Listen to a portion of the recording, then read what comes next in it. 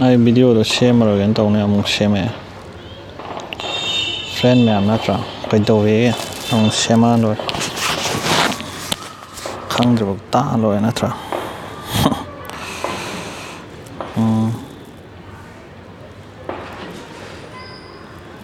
khai tác rồi khai giải tác rồi khai the teeth are designed khai cái put chứ có cắt các thất ba ama đi grind tàu ba này khai na bagi nè ba khai chân giác sắc chứ có khai thugaiba ama đi takhaiba nè ba khai ya sẽ living organs này hay gì contain blood vessels suy ba e suy có nerve suy đó này ya này chứ này là perfect coi under the dentin in a soft region anong top san cái friend midnight khắp phao mà này anop sẽ là khắp phải cái mà tung đây dài mà tung đây cái nó lấy ra coi oral cavity thì được mouth thì được tăng lại lấy ra impair just posterior and medial maya dan yaw rồi có sĩ điểm khăng được ra pair some muscles cover in the tail papi khoi muscle mềm này có outside tăng cần this many rough papilla forgiving khoi the outside khoi cái nó là rough với bây yamna yam jagi tàu vào papilla nó hay जो papilla có khoi foot chứ grip tổng nó bài để passion nó bao cái this move by the tongue's muscle có khoi muscle thì nó inter nó vào ayam bali inter nó sai là ya da sai sana nó nó te có makha da intestine nó cái sang gì nào bên này vào photo absorb tông nó vào khoi lấy mà thắc sẽ là taste bud nó nhau vậy vào khoi cái phốt chế cái nó yak và kha và sa và đó đủ tông nó vào lấy sẽ taste bud nó lấy vào lấy đó mà tại mẹ nó now in the tongue to send taste information khoi cái sẽ đó detects có khoi phốt chế cái máy tàu nó thằng này là nerves vậy vào nerves nó này cái nó mới sẽ sai vô sẽ hàng gam nó Hawaii thong bro yen nó ốc nó được không là brain đó một pi cái nó là nerves lấy vào khoi laina yosan bada su mateng pangi na hai salivary glands anong le tin mem jaga surrounding the mouth are three sets of salivary glands hom le ba friends ka matam sang be ado se mai tam hairaga ko wara ga dong post amung to sarok pa dom adum pa bo de thopi no ko ai na som mai tron explain to jawa ne meaning khange se dom se website se dom sang be ga sya ne no saliva जो watery secretion है salivary gland जना tin जना वो इसिंग से रंगा का इसिंग मही वो बस इसिंग दे है और कोई tin जना ना माँ से ना फुच्चे कोई साक अंदम हायरगे को साक अन्ना हायरगे हंजांग जो यार इबन लोइन दबू दे हाव वो ओक थोंबा तो लो यार मिगेन थोंबा का तो अदो फुच्चे सोल हल्ले बा मानो का अदो मथक्ता कोई कार्बन हाइड्रेट्स की ओइबा पोस्ट देना डाइजेशन हौरेबा कोई थम स्वाई या सिदगी को डाइजेशन ना तो लुब्रिकेट तंगना बाना कोई थाव तैबदो कोई माउथ त कैका जेना को सेम दि खंबि ना लै जे नांग लाउदना माना सेंटर के भर सेंटर के ना बने माउथ फेरेंस इसोफेगस था माउथ बोय थे को अदो मै वीडियो जे हंजन ना जुम यंग बियो खचक छलगा छको अरो हजे फेरेंस लाग तोरेबा फेरेंस अदि कोई थ्रोट है जे ngak mapa chine ko funnel shape oiba funnel shape ade koi funnel ade kerosene on bada sinaba funnel do kariya ka rene mouth akoi gi funnel akoi gi foot simai ma thau se kana ne ba koi na koi foot se inter gi na ba mouth ta gi esophagus to ko koi sohan bada ju ma gi hoi here from nasal cavity passes through the koi sohan bada ju ma na function tawi ko sidi yam khang dra ya ne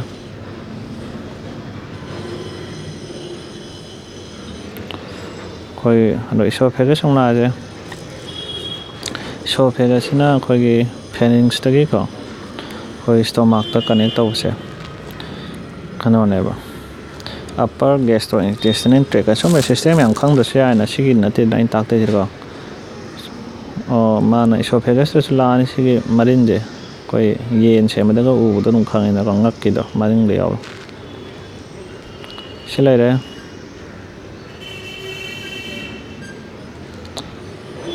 ꯑꯩꯈꯣꯏ ꯃꯣꯏ ꯁ꯭ꯋꯥꯏꯗ digestion ꯀꯩꯁꯨ ꯇꯧꯗ꯭ꯔꯤ ꯑꯗꯣ stomach ꯂꯥꯛꯑꯦ ꯄꯨꯛ ꯍꯥꯏꯁꯦ ꯑꯩꯈꯣꯏ ꯄꯨꯛ ꯍꯥꯏꯁꯦꯀꯣ ꯁ꯭ꯇꯣꯃꯥꯛ ꯍꯥꯏꯁꯤꯗꯒꯤ ꯁꯤꯒꯤ ꯑꯉꯥꯡꯕꯁꯤꯅꯦꯕ ꯑꯀꯣꯏꯕ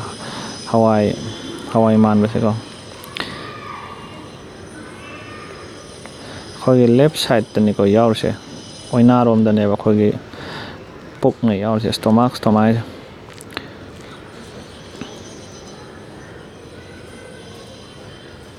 ꯑꯩꯈꯣꯏꯒꯤ ꯁ꯭ꯇꯣꯃꯥꯛꯀꯤ ꯑꯆꯧꯕꯁꯦꯀꯣ ꯈꯨꯇꯨꯝ ꯑꯅꯤꯒ ꯆꯥꯎ ꯃꯥꯟꯅꯩꯑꯕ 2 fish ꯍꯥꯏꯁꯦ ꯄ꯭ꯂꯦꯁ ꯅꯦꯛꯁ ꯇꯨ ꯏꯁ ꯑꯗꯔ ꯈꯨꯇꯨꯝ ꯑꯅꯤꯗꯤ ꯂꯥꯞꯅ ꯅꯠꯇꯦ ꯈꯨꯠ ꯑꯅꯤꯒꯤ ꯆꯥꯎ ꯃꯥꯟꯅꯩꯑꯕ ꯑꯩꯈꯣꯏ ꯄꯨꯛꯅ ꯆꯥꯎꯔꯤꯁꯦ ꯑꯗꯨꯗꯤ ꯅꯪ ꯆꯥꯛ ꯄꯨꯈꯝ 5-6 ꯆꯥꯁꯤꯜꯂꯗꯤ ꯆꯜꯂꯔꯣꯏꯗꯅꯀꯣ ꯑꯦꯚꯔꯦꯖ ꯄꯥꯔꯁꯟ ꯍꯥꯏꯕꯅꯤ ꯌꯥꯝ ꯅꯣꯏꯔꯒꯗꯤ ꯆꯥꯎꯔꯝꯕꯁꯨ ꯌꯥꯏꯗꯅ ꯐꯥꯛꯇꯣꯛꯀꯦꯁꯨ ꯌꯥꯏꯗꯅꯀꯣ ꯆꯤꯡꯊꯣꯛ ꯆꯤꯡꯁꯤꯟ ꯌꯥꯕ ꯄꯣꯠꯅꯤꯅ two fishꯅꯦ this my excess storage ꯑꯩꯈꯣꯏꯒꯤ ꯁ꯭ꯇꯣꯃꯥꯛ ꯍꯥꯏꯁꯦ ꯑꯩꯈꯣꯏ ꯇꯦꯡꯀꯤꯒꯨꯝꯕꯅꯤ ꯏꯁꯤꯡ ꯇꯦꯡꯀꯤꯒꯨꯝꯕꯅꯦꯕ ꯁ꯭ꯇꯣꯔꯦꯖ ꯇꯧꯅꯕꯅꯦꯕ ꯑꯩꯈꯣꯏꯒꯤ ꯀꯩ ꯍꯥꯏꯇꯥꯔꯦ ꯐꯨꯗꯁꯦ ꯐꯖꯅ ꯄ꯭ꯔꯣꯄꯔꯂꯤꯀꯣ ꯐꯖꯅ ꯗꯥꯏꯖꯦꯁ ꯇꯧꯅꯕꯒꯤꯗꯃꯛ ꯗꯥꯏꯖꯦꯁ ꯍꯥꯏꯗꯤ ꯑꯗꯨꯝ ꯈꯪꯉꯦꯗꯅꯀꯣ ꯑꯩꯈꯣꯏ ꯌꯥꯟꯊꯠꯄ ꯔꯦꯀꯣꯔꯠ ꯇꯧꯔꯤꯖꯥꯠꯔ ꯑꯩꯁꯤꯕꯣ ꯍꯣꯏ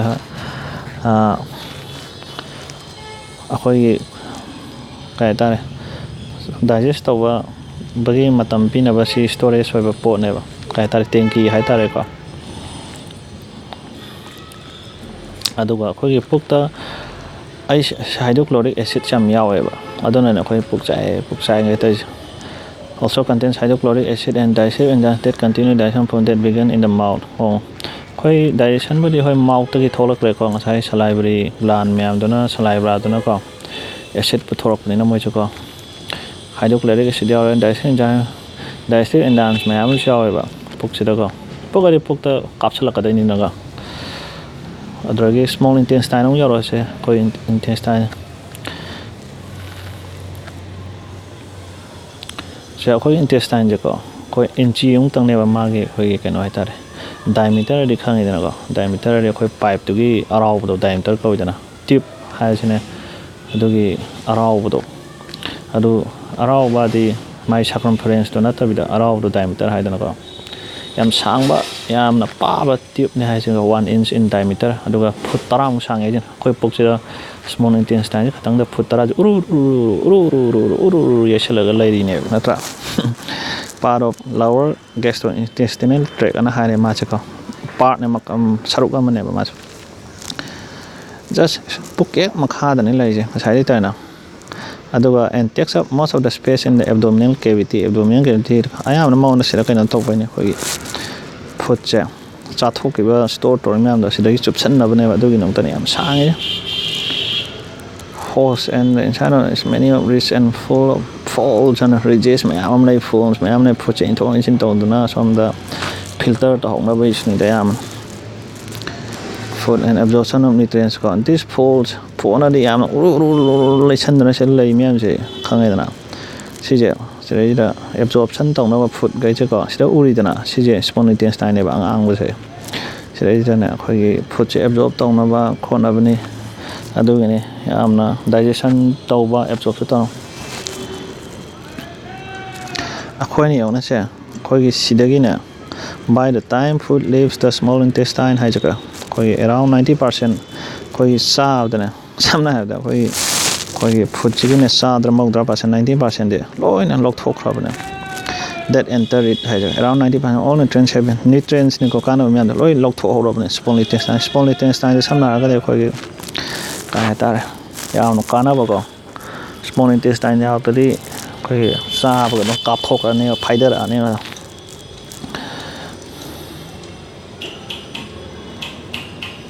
ꯑꯗꯒꯤ ꯂꯤꯚꯔ ꯑꯃꯨꯛ ꯂꯥꯛꯑꯦꯗꯣ liver ꯑꯅꯀꯣ the liver is a roughly triangular ꯑꯣꯏꯕ ꯁꯦꯝꯃꯦ triangularꯗꯤ ꯑꯩꯈꯣꯏ ꯇ꯭ꯔꯦꯡꯒꯜꯗꯣ ꯑꯩꯈꯣꯏꯒꯤ ꯍꯥꯏꯇꯥꯔꯦ ꯗꯥꯏꯃꯟ ꯁꯦꯞ ꯍꯥꯏꯒꯗ꯭ꯔꯥ ꯑꯩꯈꯣꯏ ꯇ꯭ꯔꯦꯡꯒꯜꯗꯗꯤ ꯈꯪꯉꯦꯅ triangular accessory organ of the digestive system ꯀꯣ ꯑꯩꯈꯣꯏꯒꯤ ꯑꯗꯨꯗꯤ ꯀꯩꯅꯣ ꯔꯥꯏꯠꯇ ꯂꯩꯔꯦ ꯍꯥꯏꯔꯒꯗꯤ ꯑꯩꯈꯣꯏ ꯀꯩꯅꯣ ꯑꯣꯏꯔꯦꯅꯀꯣ ꯂꯤꯚꯔꯁꯤꯅ ꯔꯥꯏꯠꯇ ꯂꯩꯔꯅꯤꯗꯅꯀꯣ ꯁ꯭ꯇꯣꯃꯥꯛꯁꯤꯅ ꯑꯩ ꯍꯥꯏꯁꯦ ꯁꯤꯗ ꯆꯣꯔꯣꯟ ꯂꯣꯟꯕꯁꯤꯗ ꯁꯣꯏꯈꯤꯕꯁꯨ ꯌꯥꯏ ꯑꯗꯨꯏꯁꯨ ꯑꯗꯨꯝ ꯈꯪꯕꯤꯔꯣꯀꯣ ꯑꯩꯈꯣꯏ ꯏꯟꯇꯦꯁꯇꯥꯏꯟꯁꯤꯅ ꯑꯩꯈꯣই ꯑꯣꯏꯅꯥꯔꯣꯝꯗ ꯂꯩꯔꯒꯗꯤ ꯃꯥꯒꯤ ꯔꯥꯏꯠꯇ ꯍꯥꯏꯗꯤ ꯑꯩꯈꯣꯏ ꯕꯣꯗꯤꯒꯤ ꯔꯥꯏꯠꯇ ꯂꯩꯔꯅꯤꯀꯣ ꯅꯠꯇ꯭ꯔꯣ ꯀꯥꯏ ꯆꯠꯈ꯭ꯔꯒꯦ ꯂꯤꯚꯔꯗꯨꯕꯣ ꯂꯤꯚꯔ ꯏꯕꯦꯝꯗꯣ ꯀꯥꯏ ꯆꯠꯈ꯭ꯔꯒꯦ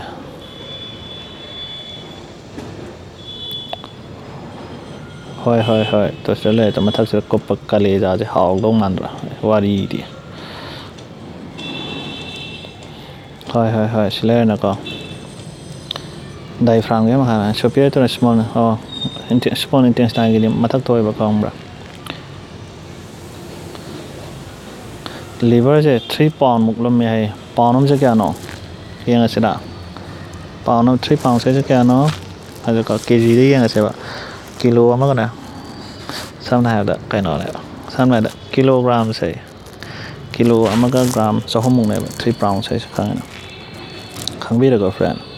1 kilogramꯗꯤ ꯀꯌꯥꯅꯣ ꯌꯦꯡꯉꯁꯤꯔ ꯑꯗꯨꯗꯤ 1 kilogramꯁꯦ kaya haino 2 point something pound neba khangaba so onthonjin torisra kilogram and pound da 2 kilogram di nate 1 kilogram da pound je pound 2.2 pound neba ado 3 pound hai ta dine akhoi liver se mio be liver se kaidawi largest organ neba second largest neba largest na skin na kano moi daina khang de da kaw mai oi yeng thok jira ma largest organ na yeng thok se largest organ in human body haga oi jena aina hai chumdra sabas wari do skin je khoi gi scientists discover new largest organ in human body skin we have been told since time ya na liver na sira lai bi na liver na second largest neba laidra friend live ne ado second largest way grave skin dina do jaram ne ko skin go jaram da man oi low kan liver no jaram da skin na lakre the liver has hoi organam se organ hai bagi maram su le ko adu di khang bai darka oi dre da adu na te dana noi professor dr devras na tai ja wari md many different functions liver gi function mayam am ne function na de le na mathau ko but the adu ma gi maru oi function di is the production of bile and its secretion into the small intestine koi bile na ko ma je puthok padana liver na ne koi digestion da help tong na ne ba liver gi main function di to ba function mayam nei ko digestion da di koi ai digestive system na sware he wangang oza ko bi jong warang bane ga moi de law ko chulang de liver in digestion is the koi ai ni smaina kano to bai song man ana mai toron dong nga ma to khangan le boi da ngang do wara ga magi function je bile haba khoi gi mahi manai je masi puthok na bile se aduga small intestine da secret to je small intestine ka do ba secret se ka do to de no food to digest tong da bane ba small intestine ra ne loi na small intestine je khoi yam aro ba ko adun friend ada gallbladder is a small pear shape adiko organ located just posterior to the liver has got lerena pancreas ke so nothing gallbladder hoga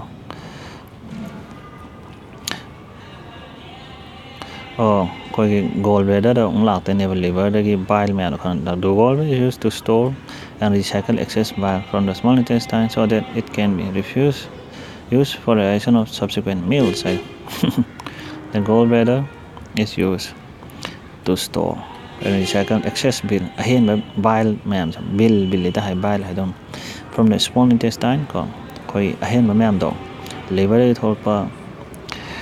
koi adu ma'am do small intestine da ge ha ba ai wari je noi swaran tran liver puthor ko do the gallbladder is used to store and recycle excess bile from small intestine so that it can be reused for digestion of subsequent meals hoi liver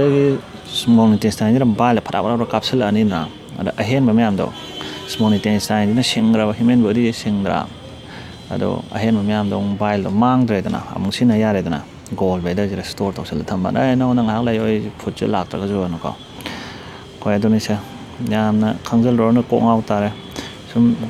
phagi ne khala pata ta sel loi to last intestine yo to pancreas is a large gland ko located just inferior koi makha da amde mathak ta ko yaw ne pancreas sana hai 6 inches long hai ne is hangro khubak 6 inches long ani thumbs up noina ai light to pada thangkalak na khuto khubi thumbs up and told other 6 inches long with its head connected to the duodenum and still primary. Oh, pancreas na na digestive enzymes small intestine like caption mini small intestine mayang caption ba mo ito na ko the pancreas secretes digestive enzymes ko enzymes ka hay digestive enzymes na digestive tao no si matang ni digestion gini na ko small intestine to complete the chemical digestion of foods and hay ko small pancreas is kap thor ga dene ba digestive enzyme yam je koi chemical digestion of food je lotion na ba complete tong na ba ko aduni yam khangil ro no kon khang ne si khangge si website si dum chang bi ro ko atopa website me to je no dum english khang ro so ne si kha dum yeng dum khang ka ni ado ai ngang ka tang ta bi ro so dum khang ne na ko aduni da se large intestine le large intestine long take about 2.5 inch ne ma no ngasai small intestine 1 meter or diameter da china 2.5 ba ado 5 feet long hai sabas large ni ka hai jaba ma large ho ka sna the matrong de am so tong da chaw bai ni da sang badi large intestine he level adon sam na di large intestine ga kaino small intestine ga je putrang ga je puk je thirin ji yaw le koi thirin hai do thirin budi na te na ko koi thi budi sta yaw de ni ko ma putrang ga je puk je thirin ji lo tho putrang ga sang de ni ba inferior to the stomach and wraps around the superior and anterior of the small intestine jo koi shala le de ni ko is just inferior puke makhada aduga khogi superior and lateral border small intestine water ko or large intestine na water and contains many symbiotic bacteria that aid in the large intestine absorbs water adu jo han ko sing je man absorb to e ko khang ba frame ya minute ka pung yorom dana ko khang dra ko nong sama lo re che video to pam aina phajana hoi the large intestine absorbs water large intestine jina ne si khangbire large intestine da siragi si kaino je chau si myam jine large intestine and hai je khangina friend ya si jina small intestine jine khangina friend koina ko the large intestine absorbs adina subsan ma do khoi dalap pam pai na ising je pai jar subsan loi da tissue paper pai ising subsan re absorb to bai da dune absorb waters and contains many symbiotic bacteria the bacteria may am si yaw hai je large kaino sida kaya sigi large intestine ro symbiotic adina moi de ju kana ba khoi de ju kana ba haine symbiotic oi ba de ko parasitic or gana parasite na dana mioi de ju parasite am lai dana ai ngon dei de lauge na ngon de kem piram mo ha ba do aduna ta bi symbiotic di anima kana mina si habni da natra parasite dina koi parasite di tinjan bada heba khaidok pai to bodo that in the breaking down of waste to say large and absorb water ko and contains many that it koi mating pang e mo no ko koi thi olok na bodo breaking down waste into extra small amount of nutrients or some small amounts of nutrients hoi sida ju tawri ko koi na ko add in the breaking down of waste ko koi gi waste phatro myam do ado do thugaiba de ising ne the bacteria myam sina amu kha nutrients lemori ba kha lokthok na ba na ko hai je ado ga koi thi myam je large intestine je yaw ba koi adu yen sem na kham mani yen sem na paya na thinjan ba na thang surin chana no yen ga sem ro no thirin ga angang no koi adu ma semai ne thum ga taw na cha bra mo som da makhong da yesal laga khang ma thakta de lauthara cha manam jen bu yawe khot ka je phajana ham daga di khangena koi yare du wai to boiler ga di hawk tam ni amai da hawban anal canal hai jakan digestive system physiology ga jidi koi kha yeng sa ka khair ga koi sab thak ju kana ba jai kaino na koi digestive system is responsible taking the whole foods ko koi chab plop side na energy koi chachali bise kai dong na bano koi energy shakti phangna ba ko amadi nutrients kana ba koi minerals ma phangna ne kai si phanga kai dog de koi hakchang je phajana function dong na ba ko adai grow dong na ba song na ba kho na ba ko amadi repair koi body se repair ang dong na ba koi body se tak tek pa kai ba si ba nai da na ko ꯍꯋꯥꯏꯁꯦ ꯅꯣꯛꯅꯤꯡꯕꯁꯨ ꯌꯥꯎꯔꯅꯤ ꯑꯗꯨꯏꯁꯨ ꯑꯗꯨꯅꯦ ꯍꯥꯏꯁꯦ ꯆꯥꯁꯜꯂꯅꯤ ꯆꯥꯁꯜꯂꯤꯁꯦ ꯀꯩꯗꯧꯅ ꯆꯥꯁꯜꯂ ꯐꯥꯏꯗꯣꯛꯈꯤꯅꯕ ꯅꯠꯇꯦꯕ ꯆꯥꯁꯜꯂꯒ ꯀꯥꯟꯅꯕ ꯂꯧꯍꯧꯔꯅꯤ ꯂꯧꯍꯧꯔ ꯃꯇꯨꯡꯗ ꯀꯩꯗꯧꯅꯤ ꯑꯩꯈꯣꯏ ꯕꯣꯗꯤꯁꯦ ꯒ꯭ꯔꯣ ꯇꯧꯅꯕꯅꯀꯣ ꯒ꯭ꯔꯣ ꯑꯗꯒꯤ ꯀꯩꯗꯧꯕ ꯑꯃꯨꯛ ꯔꯤꯄꯤꯌꯔ ꯇꯧ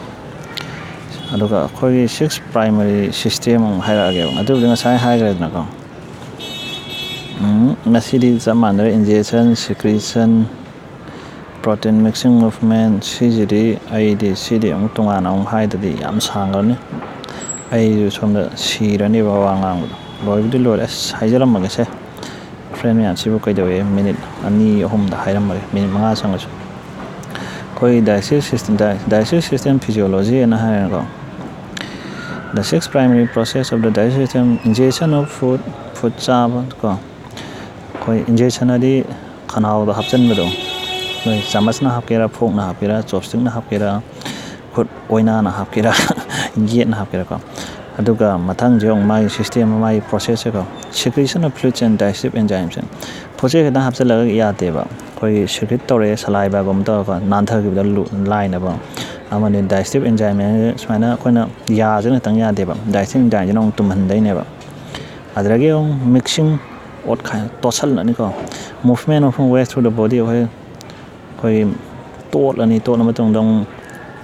ꯀꯥꯎꯊꯈꯤꯅꯕꯀꯣ ꯃꯨꯚꯃꯦꯟ ꯍꯥꯏꯁꯦ ꯐꯨꯗꯁꯦ ꯑꯩꯈꯣꯏꯒꯤ ꯕꯣꯗꯤꯗꯀꯣ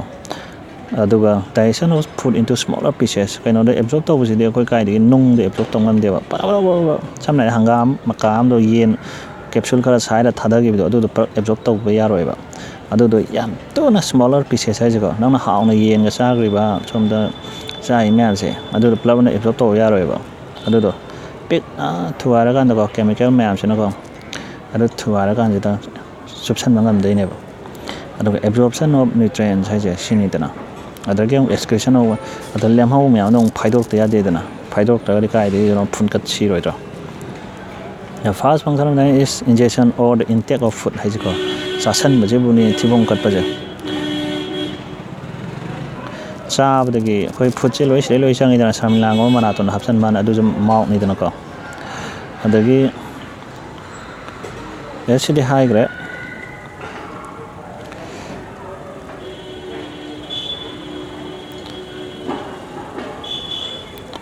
ꯑꯩꯈꯣꯏꯒꯤ secret 7 liters of fluidꯁꯦ secret ꯇꯧꯕ secret ꯑꯗꯤ ꯀꯥꯞꯊꯣꯔꯛꯄꯁꯤꯅꯀꯣ ꯃꯍꯤꯁꯦ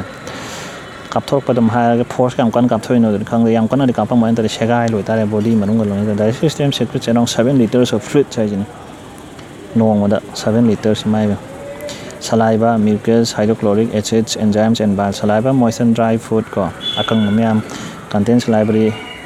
amylase benign digestion amylaseꯅꯅꯦ ꯑꯩꯈꯣই carbohydrate ꯇꯧꯕꯗ ꯀꯥꯟꯅꯩ mucus surface protective barrier and lubricant protective to barrier more lubricant inside of the gastrointestinal tract ꯍꯥꯏꯁꯦ These hydrochloric acids help to digest food and protects the body by killing bacteria present in our food. Bacteria ꯑꯩꯈꯣꯏ ꯌꯥꯎꯔꯛꯏꯗꯅ ꯐꯨꯗꯇ ꯑꯗꯨꯗꯣ hydrochloric acidꯁꯤꯅ ꯍꯥꯠꯇꯣꯛꯀꯗꯣꯏꯅꯦꯕ ꯑꯩꯈꯣꯏ ꯍꯛꯆꯥꯡ ꯁꯣꯛꯇ꯭ꯔꯦꯅ bacteria ꯃꯌꯥꯝꯗꯣ ꯍꯥꯠꯇꯣꯛꯀꯅꯤ ꯍꯥꯏꯈꯤꯕꯅ biochemical machines ꯀꯣ that disable enzyme ꯃꯌꯥꯝꯁꯤꯅ ꯐꯨꯗꯁꯦ ꯂꯣꯏꯅ ꯈꯥꯏꯗꯠꯀꯗꯣꯏꯅꯦꯕ protein molecules like protein large macromolecular protein component and lipids into smaller components ꯑꯩꯈꯣꯏ ꯄ꯭ꯔꯣꯇꯤꯟꯒꯨꯝꯕ ꯀꯥꯔꯕꯣꯍꯥꯏꯗ꯭ꯔꯦꯠꯀꯨꯝꯕ ꯂꯤꯄꯤꯠꯁ ꯍꯥꯏꯁꯦ ꯄꯤꯛꯈ꯭ꯔ ꯄꯣꯠꯅꯤ ꯑꯗꯨꯑꯣꯏꯁꯨ ꯃꯣꯏꯁꯦ ꯊꯨꯒꯥꯏꯗꯣꯏꯅ ꯃꯣꯏ ꯁꯦꯝꯃꯛꯄ ꯄꯣꯠꯇꯣ ꯈꯪꯉꯦꯅ ꯑꯗꯨꯗꯒꯤ ꯁꯤ ꯌꯥꯝ ꯌꯥꯎꯔꯦ ꯁꯤꯒꯤꯗꯤ ꯌꯥꯝ ꯍꯥꯏꯔꯔꯣꯏ ꯑꯗꯨꯝ ꯅꯣꯏ ꯀꯣꯛ ꯉꯥꯎꯔꯅꯤ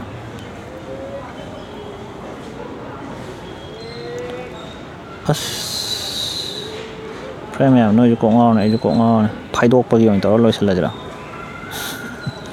digestive disorder ꯀꯥꯏꯅ many diseases and health conditions such as ulcers GERD just let this one state hairage ꯐꯥꯏꯗꯣꯛꯄ ꯑꯃꯇ ꯍꯪꯕꯗ final function of digestion is the defecation and defecate open defecation ꯀꯥꯏꯗꯣ ꯂꯝꯄꯥꯛꯇ ꯐꯥꯏꯗꯣꯛꯄꯗ open defecation ꯍꯥꯏꯗꯅ ꯑꯗꯨ ꯐꯥꯏꯗꯣꯛꯄꯁꯤꯕꯨ defecation ꯍꯥꯏꯕꯀꯣ indigestible substance from body so that they do not accumulate inside the gut ꯀꯣ ꯑꯩꯈꯣꯏ digest tꯧba yadaba poche myam jena phaidore oi marak tarak takra yarakani ko ado yam pangbu du nate body identification removes indigestible substances from the body so that they do not accumulate inside the gut akoi gut dai akoi si myam sini ko ngasai haire myam je digestion maring myam se lokthok khina bane ba aswai de hoi ngai mano ada removes kaino ne ba voluntarily ko akoi timing of defecation je akoi brain ane thi phai se back up indigestible akoi thi phai jo ko akoi voluntarily involuntary ta di thi pu je cheloi dro nata akoi brain hairaga de ne ba nang khaidokro nang sida kana dra ba tumba digest toba ya dro pochai myam do sanai khai da san je hawai ba ja sal le ba ko delhi da lei ba moi khunu gi thaw do ado amuk di tum dram ni ko moi san thi sai de na hawai nga ta ne le ba hawai ga ma ta koi khangai na hawai do moina sa tum ju tong moi da kan ju kana ma thi bong pa ja san da ko san thi da as tu che da ado yaw ne voluntarily tau bane ba koi na brain na ko conscious part of the brain ai ja khangai na nata de koi thi pu ji loi do involuntary ta de angang na ma thi pu ji angang do bu di khang da wai moi di phai joi ni ko do de hoi angang na phai dok to sia ram adu yam le ma ne do yam hai ro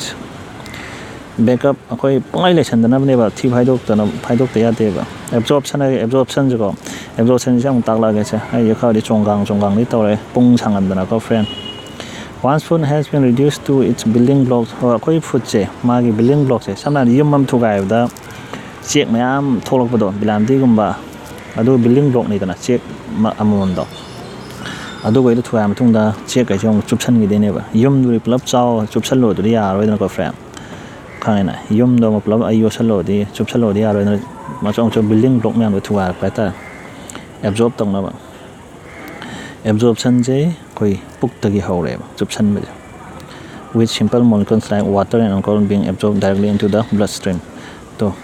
absorption begins in the stomach with simple molecules achamba molecules like isingumba koi alcohol gumba che directly into the bloodstream da changra ne stomach ta gi hawram ni ko stomach ta bloodstream do yawi dana in the walls of the small intestine adubu wall small intestine ne wall da taweba absorption ayam the stomach ta gi small intestine la ka dai ni dana friend which are densely formed to maximize absorption in contains food ko koi na food trang tara sang hai gi dra surface area yam chaung na bane ba absorption to the small intestine gi absorption takes place in the walls of the small intestine ka koi gi ada to bane ba koi gi small blood and lymphatic vessels in the intestine one pick up the molecule and carry them to the rest of koi gi mana ne small intestine dagi absorb to body myam da small intestine sum tham dong na te ba koi khongbi de na brain bu pi de ne mana ka na small intestine that mana absorb to mong da sum tham da la kai dau de ba ha ada mana kai to khongbi da gi ne khongbi da gi brain bu body pum da mana supply to de na lo na ba small blood and lymphatic vessels lymphatic and small blood vessels myam jina ne intestine one pick up to a molecule myam ja ko aduga carry them to rest na to last intestine da su absorption to we ko involved in absorption of ising high re na sai ko thi ma phai aduga vitamins B aduga K ko before phases leave the body ko gi kaino tau ka na ising gumba vitamin B gumba K ko ma absorb to hoy as masi digestion tang de tar wa no nung khang wa ya friend saman ga nei khon chi lousinba ga friend yam nuai jare yang bi boi da makta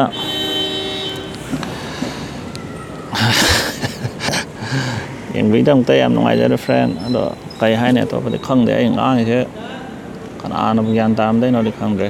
oi english khang wi ba noi bi de dum yan ta bi ra mani ko adum ai video se na to zo to pa manum pa bi ro ko so dum laina am de yan ta ni koi ai samak so dum